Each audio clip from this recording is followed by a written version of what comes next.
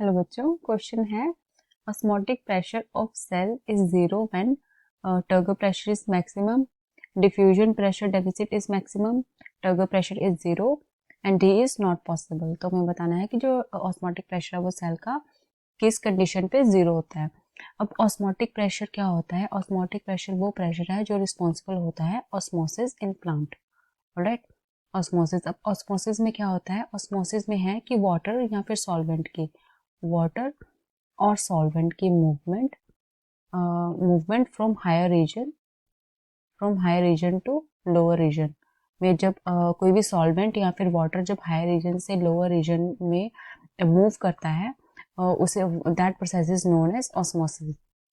तो अभी जो ऑस्मोटिक प्रेशर है वो डिपेंड करता है सॉल्यूट कंसंट्रेशन पे। ऑलराइट, ऑस्मोटिक प्रेशर क्या है वो डायरेक्ट डिपेंड करता है सॉल्यूट कंसंट्रेशन पे। Solute concentration in cell sap, plant के सेल सैप में सॉल्यूट की कितनी कंसंट्रेशन है उस पर डिपेंड करेगा। अब जितनी ज़्यादा सॉल्यूट की कंसंट्रेशन होगी, ऑलराइट, सॉल्यूट कंसंट्रेशन जितनी ज़्यादा होगी उतना ही ज़्यादा क्या होगा ऑस्मोटिक प्रेशर। तो ये क्या होता है, डायरेक्टली प्रोपोर्शन में होते हैं कि अगर सॉल्यूट कंसंट्रेशन जितनी ज़्यादा है तो सेल का जो प्लांट में जो उसका ऑस्मोटिक प्रेशर है वो भी उतना ही ज़्यादा होगा।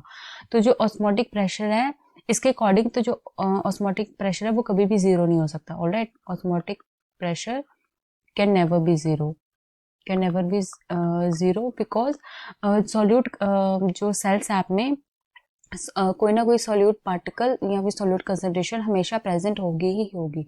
तो अगर solute concentration solute particle present है सेल सैप में, तो मतलब कि उसका ऑस्मोटिक प्रेशर भी होगा। तो जो ऑस्मोटिक प्रेशर है वो कभी भी जीरो नहीं हो सकता है। तो आंसर क्या हो जाएगा? Answer will be option D, that not possible. The osmotic pressure of a cell zero is not possible. So the final answer will be option D. I hope you understood it well. Thank you.